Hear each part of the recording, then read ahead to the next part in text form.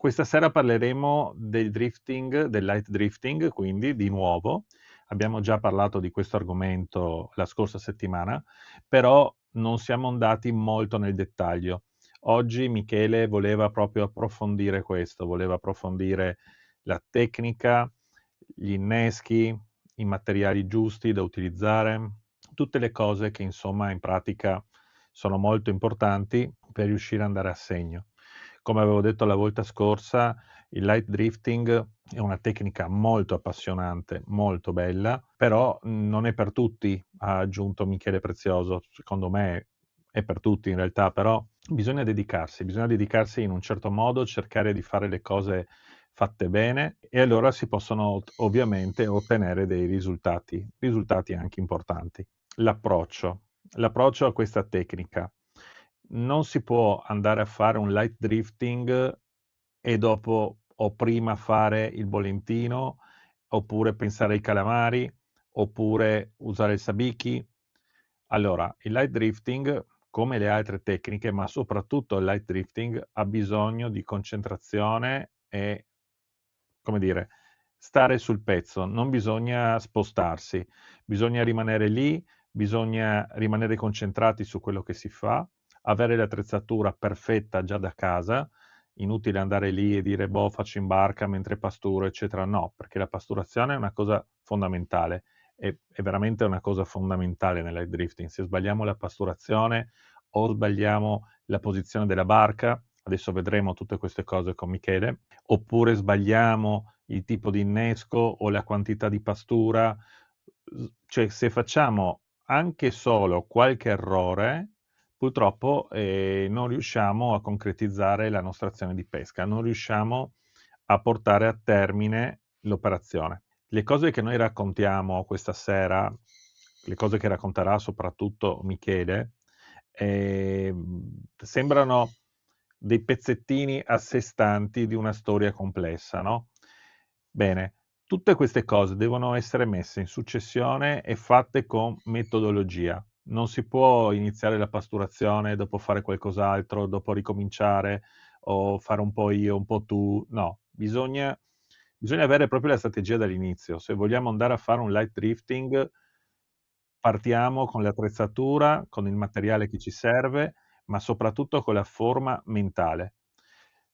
Provateci almeno una volta, soprattutto se sapete che se nella vostra zona ci sono palamite, alletterati, orate, anche dentici, pagri, se anche la profondità non è altissima, siamo sui 40, 50, 60 metri e sapete che ci sono dei pesci, perché magari li avete anche già visti sull'ecoscandaglio e avete voglia di provare una tecnica veramente entusiasmante, il light drifting è una cosa micidiale perché si pesca con attrezzatura leggera, con canne abbastanza lunghe, quindi un pesce importante, un pesce che sia oltre i 2 kg, 3 kg, vi posso assicurare che si sente e dà un'adrenalina che è incredibile. Anche la stessa palamita da 3, 4, 5 kg che parte con un 0,28, vi posso assicurare che ti dà filo da torcere. Tu cosa dici Michele, sei d'accordo? Io penso che onestamente è una tecnica, vasta, perché voglio dire, a differenza di tantissime altre tecniche, è una tecnica con la quale puoi prendere tutti i tipi di pesci, in tutte le fasce d'acqua. Poi voglio dire, pescare la palamita, l'alletterato nei primi 30 metri d'acqua, nei primi 15 metri d'acqua. Puoi affrontare, voglio dire, i dentici in un taglio dopo il termoclinio dai 30 ai 60-70 metri, accompagnato da paraghe, accompagnato da cernie. Però, come diceva Davide, l'importante è partire concentrati per fare quella cosa lì. Perché voler fare 10 cose con te, allora facciamo una, mettiamo una canna per il tonno, poi casomai passa, no, no, no. Sono due cose completamente diverse. Perché se io parto per andare a prendere dentici, paraghi e cernie, la mia pasturazione dovrà essere concentrata negli ultimi 5 metri d'acqua. Stop. Cioè non ha motivo di esistere, voglio dire. Negli ultimi 5 metri io parlo, voglio dire, a stretto contatto col fondo, forse anche gli ultimi 3 metri, neanche 5, perché sennò si avvicinano pure le tanute e cominciano arrugare, non è che sono, voglio dire, poi tanto di compagnia, specie quando si va a pescare quei pesci lì. Sono uscito, Sì, finalmente sono uscito, proprio ieri con la barca, sono riuscito finalmente a metterla in acqua, ho montato degli strumenti, volevo fare dei test e ho trovato 2 montoni di orate, che erano proprio sotto no, che costa, tra bello, l'altro. Sì, che ma io mi bello, che son bello. portato fuori l'attrezzatura per i calamari, quindi non mi interessava. Ah! Cioè, mi interessava relativamente, ma è giusto così, cioè io Mm. quando vado a pescare che scelgo prima la tecnica di pesca, non è che mi porto dietro 18 canne co e boh, Cioè, faccio no, l'ispettore. no, ma non è possibile fare No, 300 no, no, cose, Davide. però c'erano questi 2 montoni di orate e me li sono studiati proprio bene con l'ecoscandaglio, non tanto dal punto di vista dell'estetica, chiamiamola così, come si vedevano, o le dimensioni stesse dei pesci, che non erano pesci grandi, vi dico subito, non erano orate da 3, 4, 5 chili. Stavamo parlando di orate che comunque arrivavano più o meno al chilo, una cosa del genere.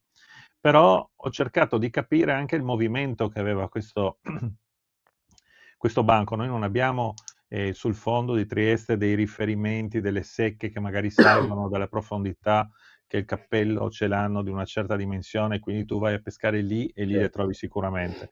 Qui abbiamo un fondo praticamente piatto, con dei piccoli dislivelli e non si sa ben perché, magari in un punto ogni tanto si forma questa specie di piramide dove ci sono tutte queste orate.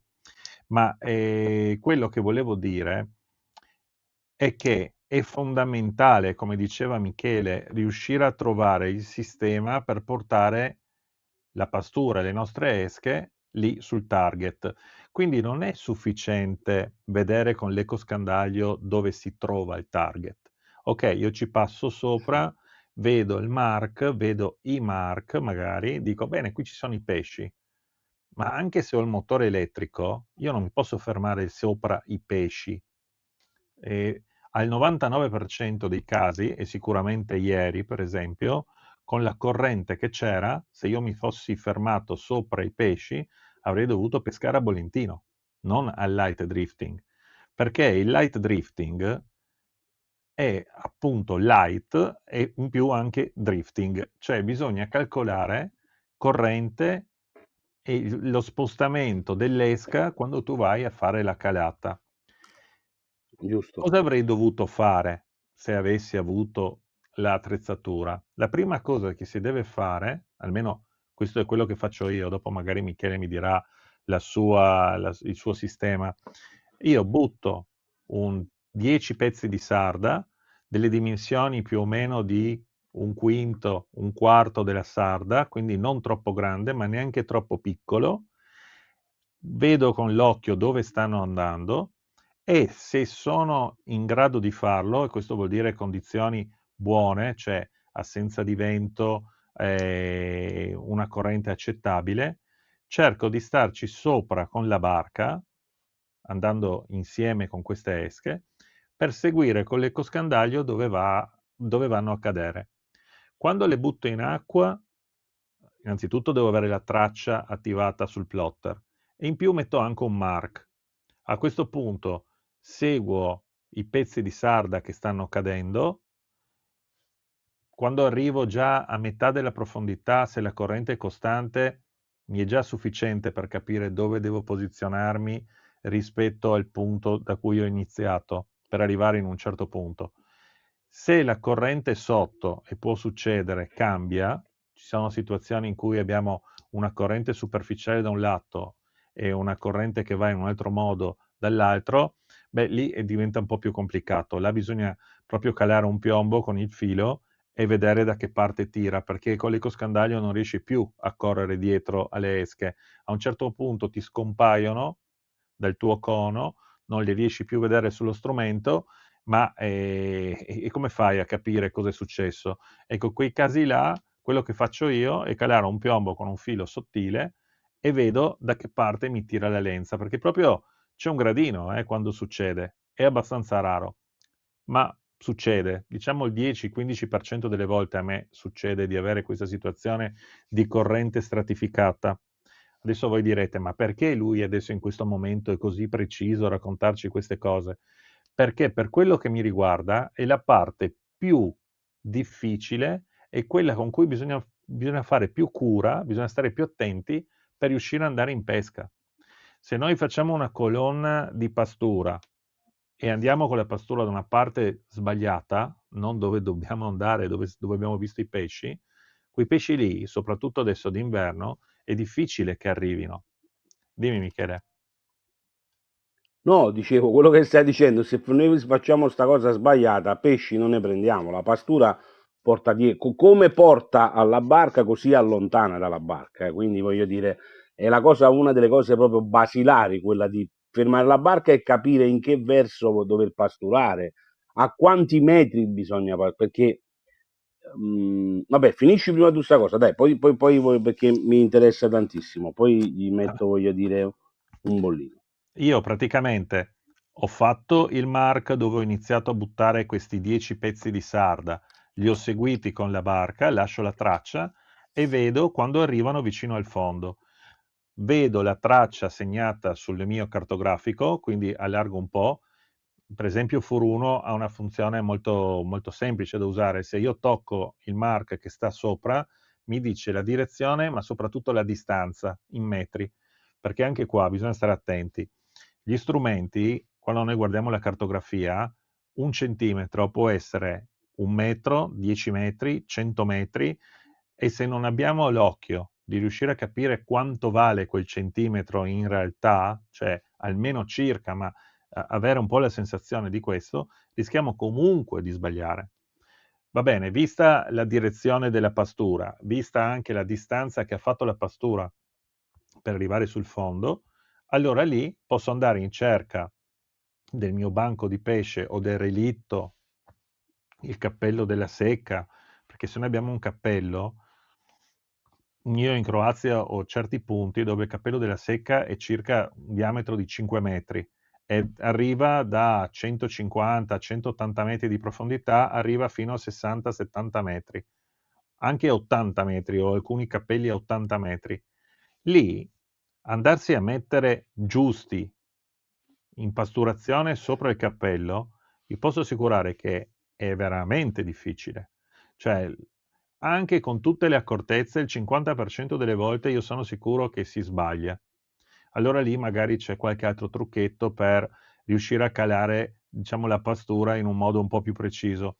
Perché anche la stessa pastura, quando noi pasturiamo, si apre a cono, cioè noi buttiamo le sarde tutte insieme, tagliate, eccetera, però un pezzettino più piccolo di sarda galleggia un po' di più, quindi farà un angolo di questo tipo. Una sarda tagliata a metà andrà giù più velocemente. Se gli taglio la pancia, butto fuori magari il gas che si è formato nel tempo da quando è morta la sarda e questa precipita più velocemente. Se la taglio invece che per metà in questo verso, ma la taglio per lungo, la faccio galleggiare di più, quindi la posso tenere più in sospensione, andare più lontano. Sono tanti piccoli trucchetti che ti permettono di fare delle micro variazioni, ma che sono veramente importanti nel momento in cui ci accorgiamo che non stiamo andando esattamente nel punto dove dovremmo andare. È chiaro che dopo, se noi stiamo pescando, per esempio, le palamite, la tecnica è di nuovo un po' diversa. E lì c'entra tanto anche la quantità di pastura, ma queste sono tutte domande che io mi sono già preparato per Michele perché voglio sentire sicuramente la sua esperienza, cioè la sua, come affronta certe situazioni. Io per esempio mi sono trovato in barca di amici che mi sono accorto, ma loro non volevano capire, cioè continuavano a pasturare talmente tanto che i pesci li tenevano sempre lontanissimi dalla barca e non li facevano avvicinare. Se noi pasturiamo troppo, non è che facciamo una cosa, un vantaggio. No, il pesce se non riesce a mangiare tutti i pezzi di sarda, per stare dietro ai pezzi continua ad allontanarsi e non li porteremo mai vicino alla barca. Il nostro obiettivo è avere il pesce a 10 metri dalla barca, a 15 metri dalla barca. Queste sono le misure giuste. Se io pasturo troppo, però se pasturo troppo poco, per contro, o se i pesci, per esempio, sono veramente tanti e quando arrivano spazzolano via tutti e vanno via di nuovo, in quel caso devo aumentare la pasturazione. E allora come faccio a sapere cosa succede? Devo calare la canna, almeno nel mio caso faccio così, faccio andare la canna in corrente, vedo dove mangia, dove si trova il pesce e lì comincio a fare una piccola variazione della pasturazione, di più o di meno, a seconda appunto se li voglio avvicinare o li voglio richiamare di più.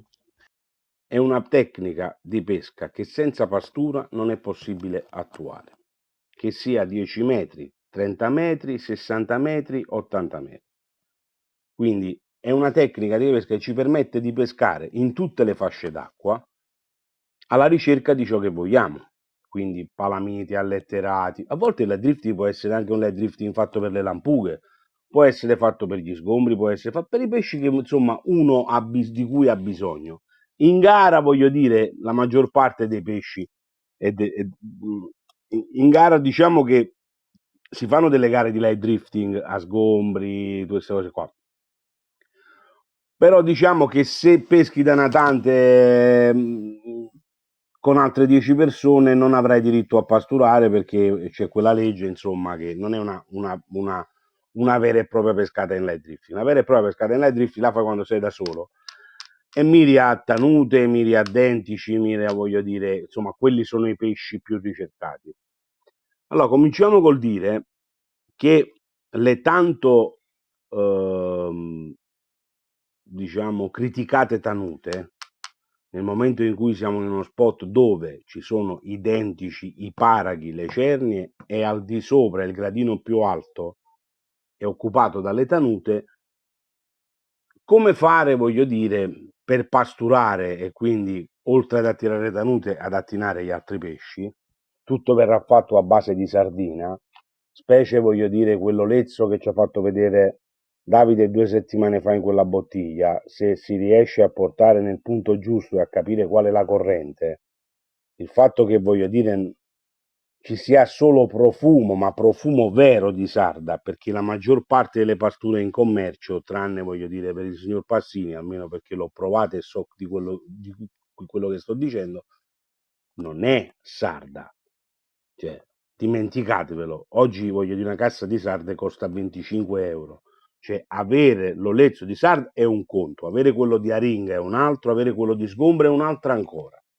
Cioè, questo è meglio che uno, capito, lo chiarisce perché tutti dicono, ma io ho gli sfarinati di sarda. Io vi garantisco che nel 90% dei casi avete cenere e un po' di immondizia di scarto. La sarda non l'hanno mai vista. La sarda costa qui dove c'è un mare di sarde 3 euro al chilo. Per fare un secchiello di quello lì avete la più pallida idea di quante sardine, voglio dire, bisogna tritare, sfilettare, fare. Insomma, è un gran lavoro. Quindi la prima cosa, secondo me, per poter ovviare a queste maledette tanute, che poi tutti quanti maledette, io onestamente le mangio e a me piacciono, voglio dire, non saranno, voglio dire, di compagnia quando ci sono, diciamo, i calamari e vai a traina col vivo, però è sempre anche il modo di pensare, no? Noi dobbiamo pensare non tanto come i pesci, ma come una persona che riesca a trovare il connubio giusto tra la testa dell'uomo e la testa del pesce e cercare di fare, voglio dire, un'intelligenza artificiale che ci dia la possibilità di sfruttare entrambe le cose. Nel senso che se ho il problema di pescare a dentici perché il posto pullula di tanute, allora o ho la costanza di alzarmi alle 5 del mattino e calare sulla pietra fino alle 7, 7 e un quarto, vi posso garantire che di tanute non ne vedrete perché quando ci sono i pesci veri, le tanute cominciano, voglio dire, molto più tardi, 8 e mezza, 9 meno un quarto. Siccome tutti i signorini che conosco amano, voglio dire, andare prima a calamari e poi recarsi sulla secca, il primo pesce lo prendono alle 3 del pomeriggio, però non lo dice nessuno questo. Tutti dicono, no, ieri ho fatto 3 pesci, sì, però sei stato dalle 8 di mattina alle 11 a fare calamari.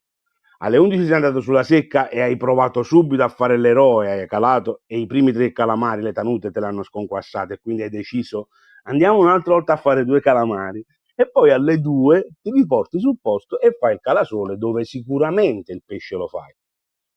Io invece faccio in maniera diversa. Io alle 4 di mattina mi alzo, mi faccio i miei calamari, alle 5 e mezza che ce n'ho 4, cioè però tu fai 20 miglia 4 calamari. No, io faccio quei 4 calamari me li gioco.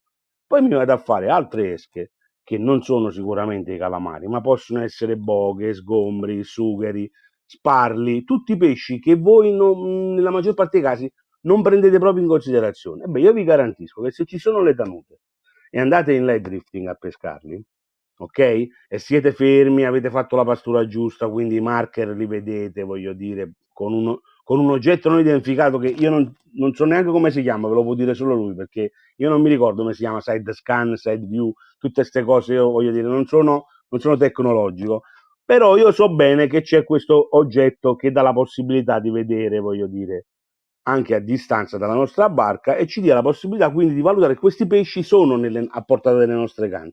Ma col calamaro per le tanute non ci arriverà mai sul fondo. Ma se gli molliamo uno sparlo, uno sgombro, una boga, con il filo giusto, non il 30, il 28 e il 25, perché un dentice di 5 kg, di 4 kg, col 25, io penso che non lo possa pigliare neanche, voglio dire, quello che è nato, che poi è risorto il lunedì, neanche, non è possibile, voglio dire.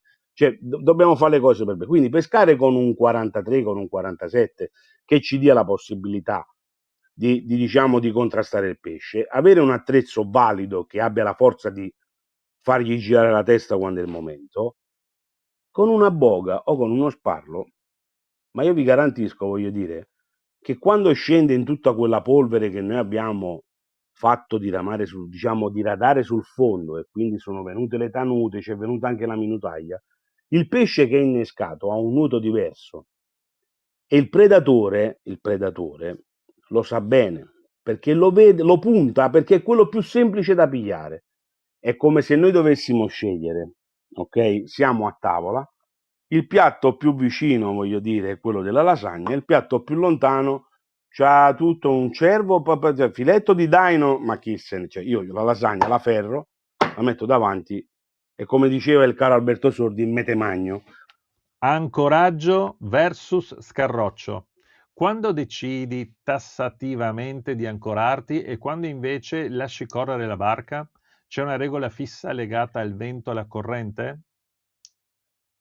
Diciamo che voglio dire, c'è una regola per cui ci sono diciamo, ci sono delle volte in cui tu ti ancori tassativamente lì, perché a parte che quello è il posto che tu hai scelto in una secca intera, che sia una scalumata o che sei al sommo, voglio dire, di una secca, ma ci sono dei motivi precisi perché, voglio dire, dipende comunque, bisogna ancorarsi per esempio quando c'è ehm, un baffo di corrente, io lo chiamo baffo di corrente, nel senso che non è quella corrente esagerata, perché Fabrizio parlava anche con 5 grammi e 10 grammi a 60 metri. Io personalmente voglio dire, pesco nell'80% dei casi senza piombo, cioè, perché il vero light drifting che viene effettuato mirando a dei pesci che siano di mezzo fondo o di fondo, quindi che siano palamite, alletterati o che vadano a radere di più il fondo per arrivare tra tanute e dentici, se non c'è una corrente sostenuta e ti permette di pescare, voglio dire, senza piombo, io tra i 3 grammi accompagnati e tutto il resto preferisco di pescare senza, proprio senza piombo. E quindi lì mi ancoro nei punti precisi, voglio dire, che ho da anni, dove ho sempre incontrato i pesci. Nel caso contrario, seguo, voglio dire, la scia quando devo andare a pescare pesci di mezzo fondo. Lì preferisco, voglio dire, nel 90% dei casi, di ancorarmi, voglio dire, con un paracadute e seguirli nel loro andazzo, voglio dire, abituale, perché salgono e scendono tutti quei pesci, ma diciamo che lo sbalzo bene o male in 70-80 metri d'acqua e sono sempre quei più o meno 20-25 metri. Quindi se tu riesci a gestire con il paracadute ci sei sempre addosso e le tue canne vanno in pesca, anche perché piombare o non piombare una canna. Questa è un'altra, voglio dire, stanne pur certo che piombare una canna significa apportare all'esca, al peso naturale dell'esca, al suo nuoto e al suo innesco una variazione che in natura non esiste. Perché io non ho mai visto una sardina col piombo alla schiena oppure un bigattino col piombo sulla spiombo. Cioè, se tu butti i bigattini a mare hanno una discesa, Poi si vede lontano un miglio. dobbiamo anche dire che stesso fluorocarbon è molto affondante rispetto al nylon, è più Bravo, pesante come filo. bravo, bravo. Già quello è affondante, già quello è affondante.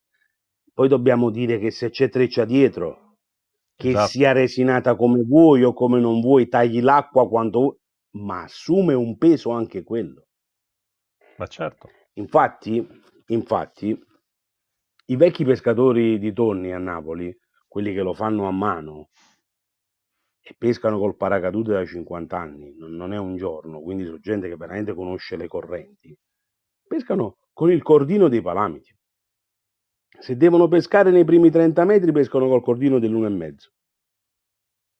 Tipo Maffiolo, capito quale? Quello proprio per fare i palamiti. Quello lì nero.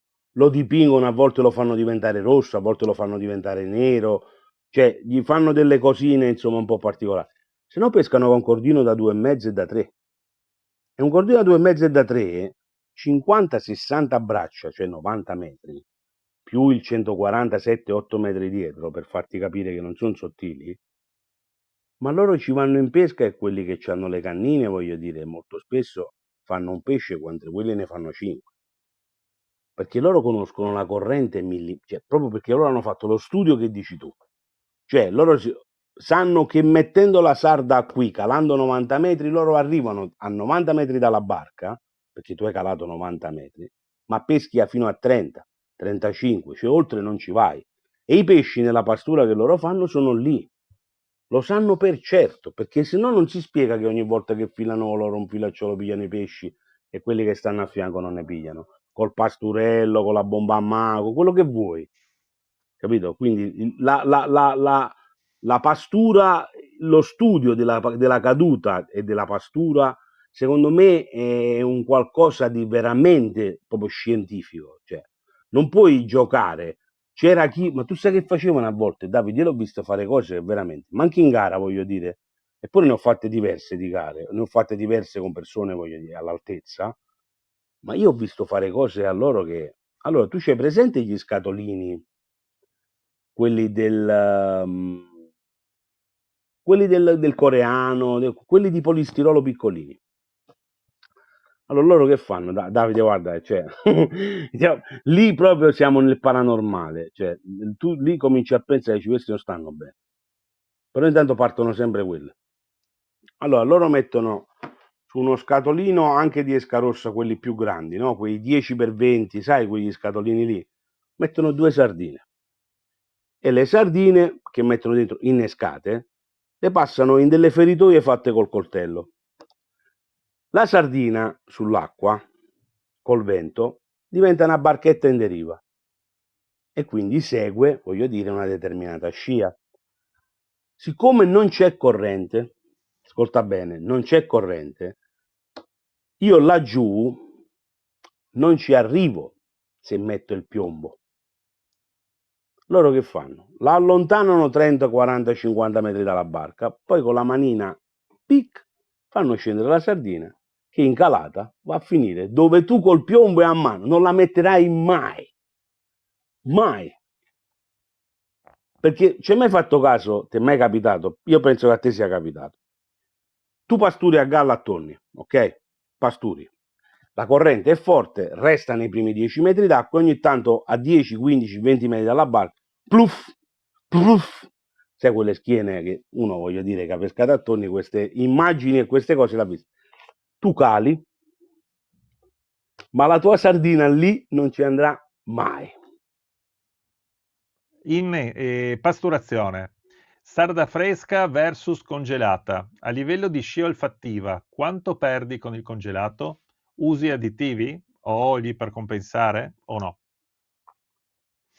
Allora, questo è un compito, voglio dire, che per chi ha fatto canna da riva non è difficile come per chi non ha fatto mai, voglio dire, una pastura.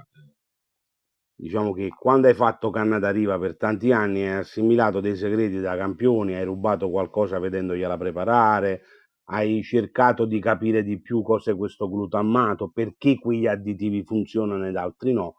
Io penso che, voglio dire, la prima cosa da dire è che il glutammato di sodio, che quindi, voglio dire, un semplice dado star, tanto per farvi capire di cosa stiamo parlando, non è altro che un esaltatore di profumi e di sapori.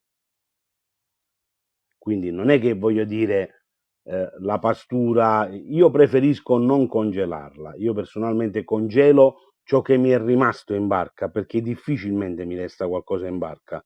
Mi resta qualcosa in barca se trovo i pesci che già sono lì e quindi c'è poco da dare, anzi bisogna dare poco per poterli, voglio dire, tenere solo nel nostro giardino, nel recinto nel quale abbiamo deciso di portarli e pescare. Però io la congelata, voglio dire, cioè, non mi piace, voglio dire, avere, ecco, provare per esempio, io non l'ho provata ancora, ma la proverò sicuramente, provare la pastura che hai fatto tu è già qualcosa di completamente diverso dalle altre e quindi può essere, voglio dire, sicuramente che ne potrei apprezzare, voglio dire, sicuramente l'utilizzo perché fare la pastura in casa è una tragedia. Cioè, No, non è facile. No, ma certe cose poi non si io riescono a fare. dai 12 ai 21 anni ho litigato con mia mamma per 9 anni. 4 domeniche per i provinciali, 4 domeniche per i regionali, 4 provinciali e 4 regionali di Bolentino.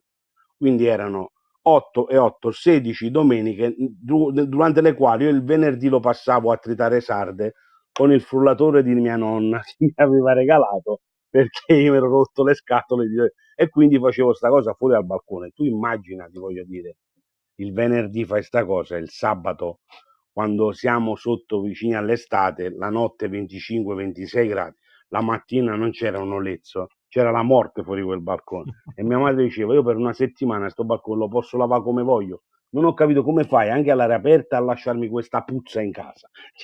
E quindi era fisso un litigio continuo. Era un litigio. Io svuotavo tutte le macchinette del caffè del pianerottolo per portarlo di fuori per cercare di ammaccare, ecco, di un attimino di distruggere quella puzza. Ma non c'è niente da fare. Quindi io sarei, voglio dire, sicuramente per la prova di questa pastura che tu mi hai detto. Hai finito il test? Quando hai finito il test mi dici dove e come, No, perché lo non voglio provare proprio preoccuparti, sulle te la orate. faccio avere. Senti un po', No, voglio un'altra provarla domanda. sulle orate perché ho due posti adesso. C'ho due posti adesso dove ci sono e voglio vedere che se riesco a toglierle a Due chi le sta domande pescando già. velocissime, però devi rispondermi veloce, mi raccomando. Vai. Il teorema della profondità. Esiste una battimetrica magica per il light drifting o ti adatti alla stagione o alla zona di pesca? Per esempio 20, 30 metri, 50 metri?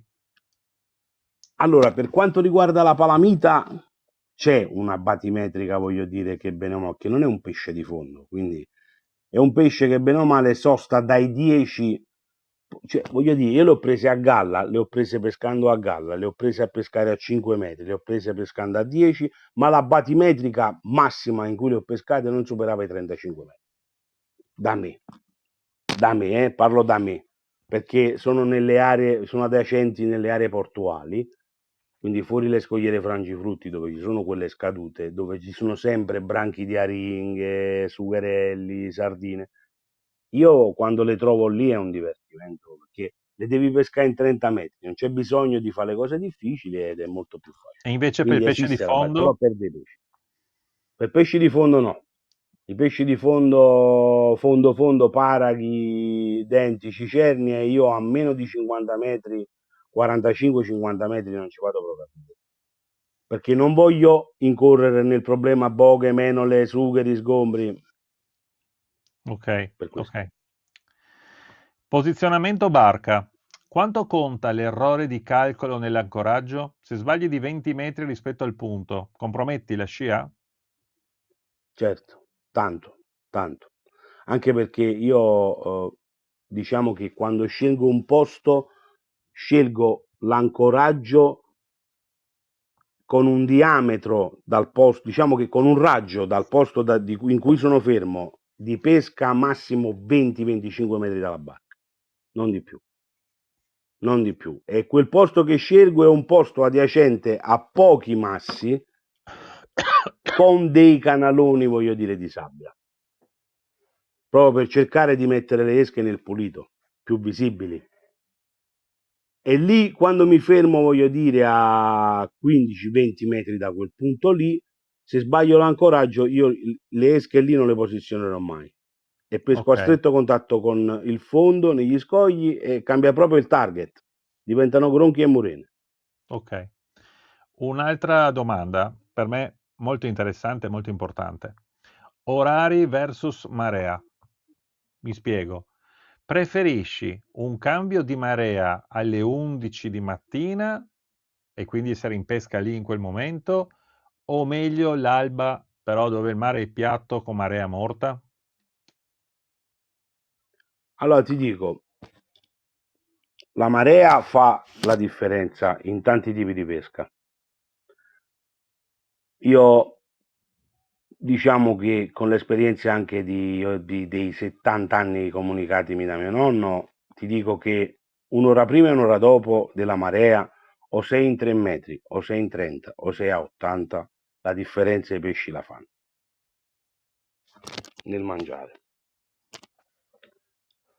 Se dovessi scegliere di iniziare un tipo di pesca del genere, lo farei tranquillamente anche io dalle 11 di mattina senza nessun problema, perché io amo andare a pesca la mattina presto, cioè a me piace vivere il mare, non dico una sola scia, perché ci sono anche gli altri, no? Voglio dire, che si muovono alle 4 e alle 5 del mattino, però è tutta un'altra emozione, vedere sorgere il sole, voglio dire, ti mette una carica completamente diversa. Ed anche in quel caso, ecco perché volevo dire, ci sono dei pesci che lo fanno in un modo fino alle 7 di mattina, poi riprendono alle 3 del pomeriggio.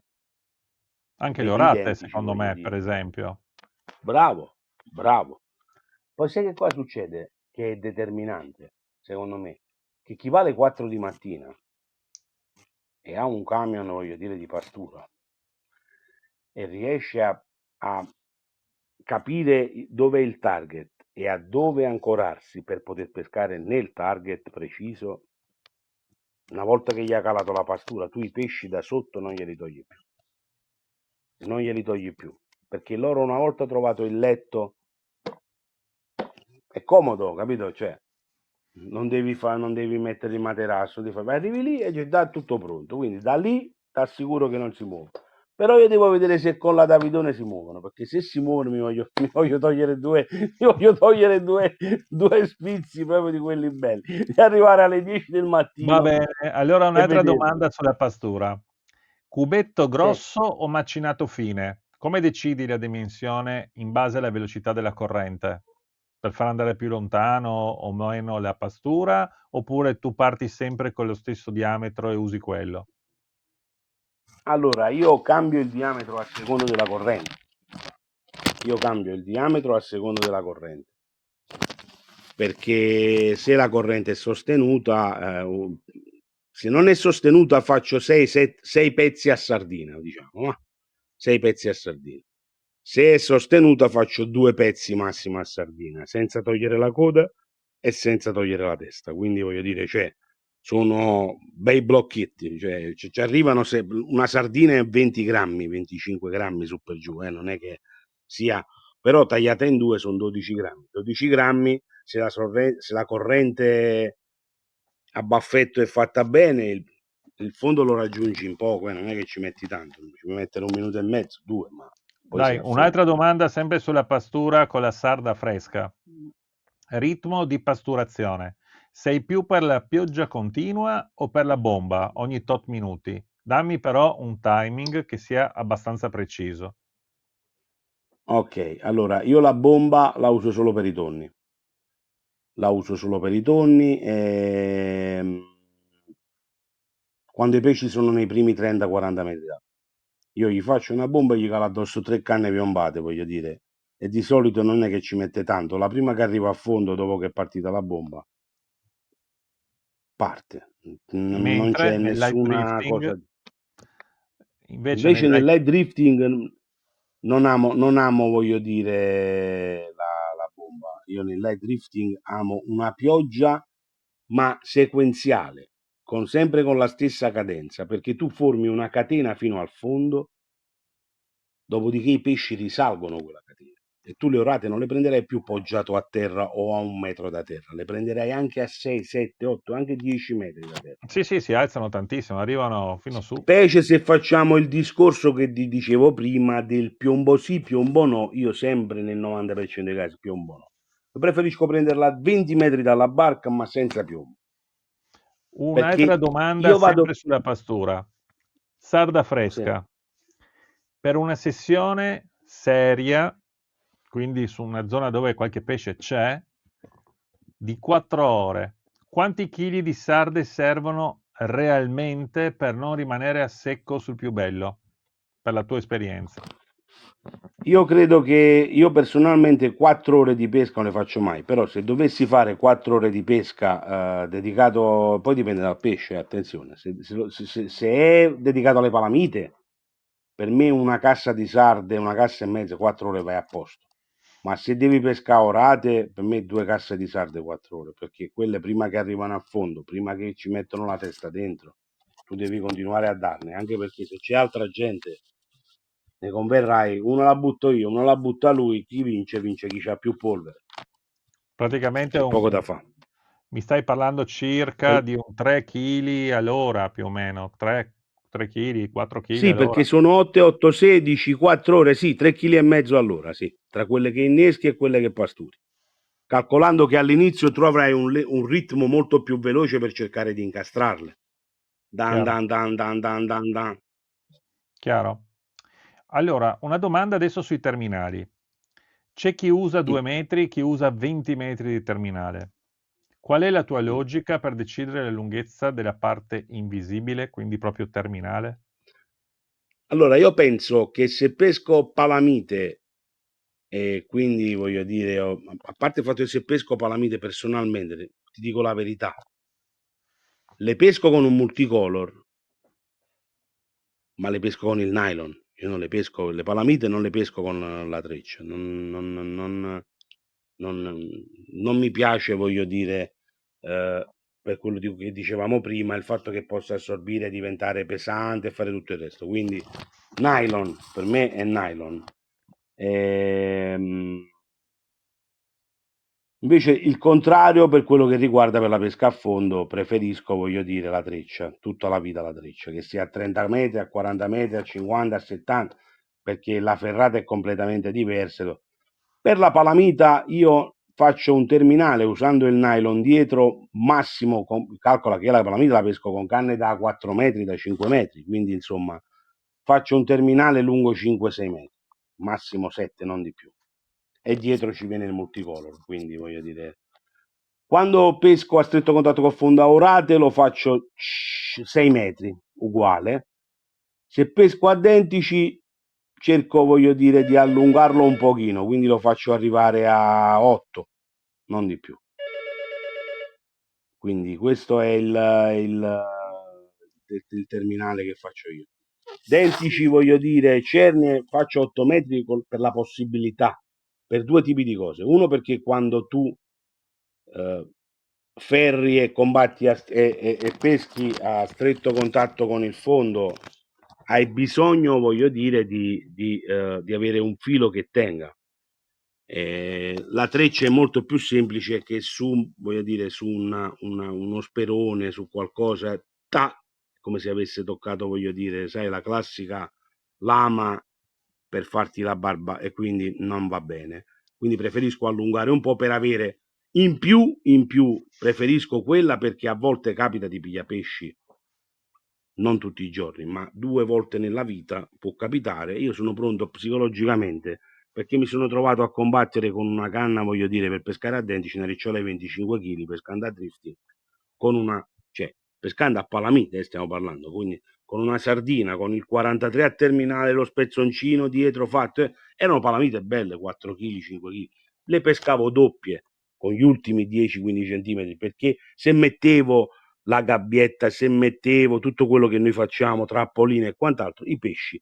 Non ve lo so dire il perché, ma una cosa è certa, che con il terminale facendo il riportino in nylon ne sentivo 10, con il riportino fatto sia di Dacron sia di treccina avvolta con il filo elastico come si fa per il tono, tutte quelle diciamo quelle seghe mentali che ci facciamo, io pesci ne sentivo manco la metà.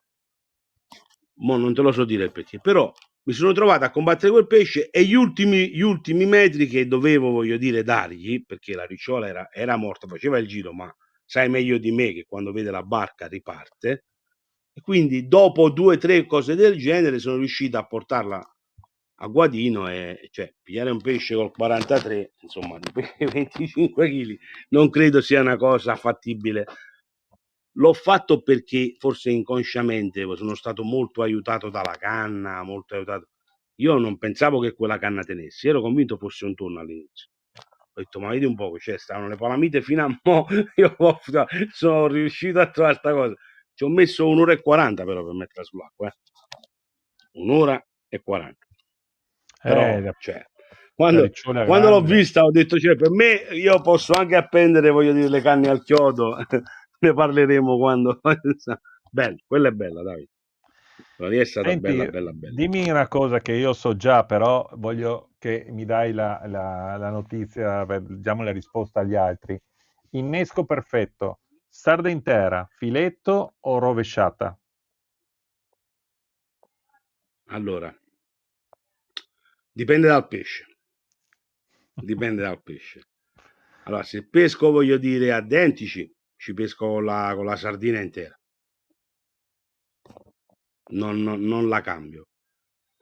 Se pesco, voglio dire, tanute, sti pesci qua, io pure, voglio dire, preferisco pescare con la sfilettata, cioè con la paletta fatta per bene a doppio, perché noi poi dobbiamo anche calcolare che poi ogni scuola di pesca, ogni posto di pesca ha un innesco, no?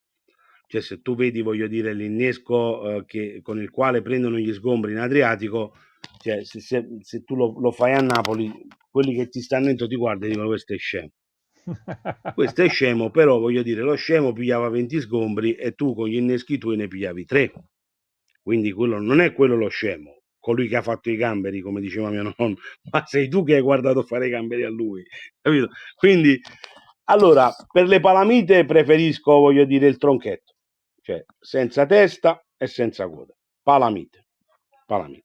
Però ci sono dei momenti in cui, anche se le sardine sono piccole, sai, le sardine da 7, da 5, quelle proprio belline, lì la metto intera tutta la vita, non mi interessa. E anche nella pastura preferisco, voglio dire, la sardina quando è così piccola intera per scendere. Perché di solito, come dicevi tu prima, cioè, mi hai fatto caso, tu fai 10.000 dadini, li butti, poi inneschi la sardina intera, cali e non ti caga. Ma com'è possibile? Cioè, io le butto a mare, le vedo in pastura, le vedo nell'ecoscandaglio, sono a 15 metri, filo la sardina con la cannina messa nel portacanne da bollentine di profondità, quindi sei perfetto, è tutta fuori, non ha inghippi, niente. Apri, voglio dire, neanche a calarla come si cala, voglio dire, la canna normale innescata del vivo, no? Quando c'è nel portacanne. Ma con l'archetto aperto tu fai uscire i 4 metri e accompagni finché non si ritende, no? Io penso che tu questo è quello che fai, con la 5 e la 6 metri, riapri e rifai scendere altri 6 e 6 a 12, riapri, fai scendere 6 a 18, ti fermi e aspetti col dito, voglio dire, con l'archetto aperto, che parta, perché quello è il momento. Quello arriva, chiudi l'archetto, sdam, è andata. E quindi lì comincia, voglio dire. Poi, per errore, perché a volte uno dagli errori impara, tu dici, ma se io pasturo a dadini, ma mi spieghi perché cazzo devo mettere questa salda intera? Cioè, fatemelo capire, spiegatemi sta cosa. No, no, Perché ma il guarda che pesce io che è tante venuto... volte ho pescato i tonni con i dadini, oppure ho quello ti pescato. volevo dire, Ti dirò una cosa in quello ti più. stavo Una per dire. volta, Eh. pescando ai letterati, allora questa era una roba anche pazzesca. Praticamente tagliavamo le sarde e le code le salvavamo e le teste le buttavamo per fare la pastura, no? e le code invece le salvavamo per fare gli inneschi. Cioè, non mangiavano, non mangiavano. Abbiamo innescato la testa, prese subito.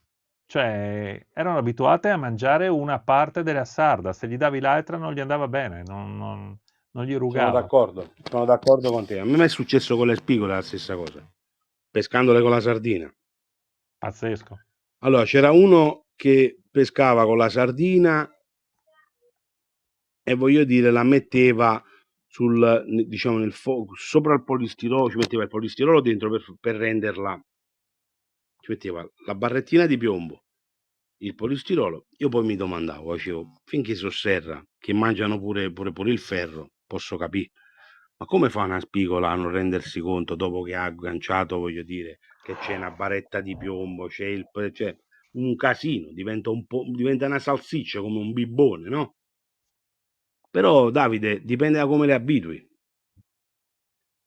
Cioè, ci sono posti, voglio dire, tu con la cozza ci peschi aperto, cioè proprio togli il frutto dalle valve, lo inneschi, scendi e fai un'orata a cala, vai lì, apri, metti la cozza, voglio dire, proprio sei, diciamo, proprio da dentista, un servizio ortodontico, riesci a metterla senza aprirla, naturale, la fai scendere, non ti mangiano. Non ti mangiano. Perché dipende anche da come sono stati abituati i pesci. Quindi, cioè, non c'è niente da fare, è così. Bisogna, voglio dire, abituarsi a capire che i pesci sono in continua evoluzione. I pesci non sono fermi, i pesci hanno un cervello, ragazzi. Cioè, la cosa Una che... domanda che questa è un'altra domanda di quelle che sono proprio interessato anch'io di sentire cosa fai. Dimmi, Corrente zero, non c'è corrente. sì, Mare piatto, sì. corrente assente. Si fa i bagagli e si va a casa o c'è una tecnica per pescare lo stesso, sempre in light drifting? Io se la corrente non c'è, ci metto la firma. Perché quando non c'è sempre una bava. Cioè quel mezzo metro o metro dalla barca si allontana sempre l'esca. Che tu abbia il piombo o no, che ci sia corrente o no, ha sempre una caduta diversa, no? Certo, Però lì a quel punto, senza piombo, sei vincente. Davide, sei vincente. Cioè tu fai scendere una sardina dopo che hai buttato 3 kg di sardine a doppio pezzo, no? Ok, quindi una sardina a 2/3 tagli, 3 pezzi, fai scendere a colonna sui 30, 35, 40 della scalumata, cominci, voglio dire, li hai visti i pesci, sono lì, cominciano ad avvicinarsi perché man mano si avvicinano a quella pastura. Tu c'hai la sardina già innescata, stesso sistema, voglio dire, senza coda, e la fai scendere aprendo l'archetto senza neanche fare il movimento, devi andare da sola. Metti la cannina storta col mulinello così e fai uscire. Davide, tu a 20 metri non ci arrivi, intero non ci arrivi, perché i pesci mangiano, cioè, in quel caso lì i pesci diventano proprio deficienti. In assenza completa di corrente, facendo per bene la pastura e innescando come stai pasturando, nel 98% dei casi una cala sì, una cala no, hai la mangiata. Succede che hai la mangiata e non te ne accorgi, se sono pesci come le tanute, le palamite non puoi non accorgertene, perché non ci fanno arrivare prima, ma quando arrivi a fondo con la tanuta diventa difficile, perché la tanuta è molto molto molto molto stupola, nel senso che è sveglia, è un pesce che gli piace il sottile, è un pesce che gli piace meno piombo possibile, è un pesce che ama mangiare l'esca ferma e non in corrente, perché se parte in corrente ti arriva come la palamita, pure la tanuta, eh? Cioè non è che viene, cioè la vedi, fa du e parte. La palamita invece parte diretta, non ha proprio problemi. Quindi per me io non vado a casa, con assenza di corrente pesco senza piombo tutta la vita. chiaro. Dice, vabbè, ma tu puoi scendere fino a 50 metri, ci arriva a 50 metri, non ti preoccupare che ci arriva, la voglia se ci arriva. Boh, adesso ti Cioè, faccio è ancora un sistema. quest'ultima domanda e dopo ti lascerò lo spazio per i Sì, materiali. Ma sì. questa è un'altra domanda birichina, eh. L'errore fatale. qual è la cosa più stupida che vedi fare regolarmente ai neofiti del light drifting? Cioè, qual è la cosa che vedi e dici, poveretti, questi qua, guarda cosa fanno? Allora, la cosa che mi dispiace tanto è, voglio dire, sicuramente la vivo, l'ho vissuta in tante parti d'Italia, perché io ho avuto la fortuna di pescare quasi in tutta Italia, quindi la cosa, voglio dire, che penalizza tanto le persone, la prima proprio è quella di avere un'attrezzatura non idonea per quella pesca che stai facendo. Cioè, ti faccio un esempio.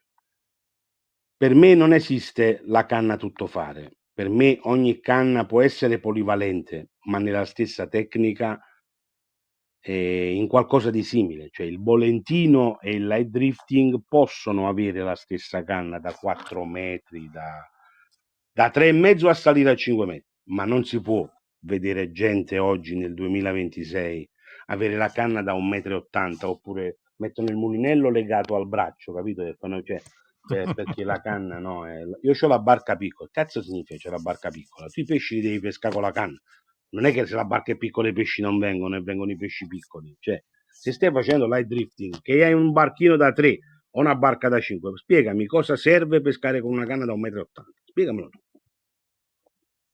Quindi quello è l'errore, tu te ne rendi conto subito, tu vai in un posto dove la gente pesca a palamita, a letterati e vedi una serie di barchini con ste canne da 2 metri legate, lo scotch, dici, che cazzo state facendo?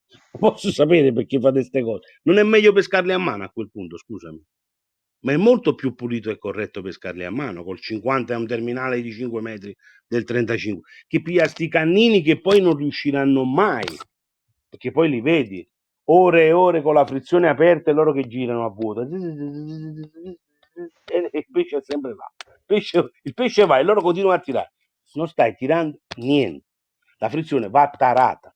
Ma io ho questa canna qui e quella è una cagata, quindi è inutile che tare la frizione, la devi fare più presto a buttarla. Ti compri una bobina di filo del 50, metti i tuoi 5 metri e 35, la tua, voglio dire, girellina, un piombino da 3 grammi e peschi, ma non si possono guardare, mi devi credere. Cioè, non so, quelli che pescano con la canna da spinning in qualsiasi cosa. Cioè, prendere un pesce a 4-5 kg, che sia un parago a 60-70 metri, col 40, non è una cosa, voglio dire, tutti i giorni. Però fare quella pesca lì, Davide, cioè, a me piace tanto. Piace tanto, ma mi piace tanto pescare, voglio dire, quei pesci, perché lì non sai mai che cosa ti può partire.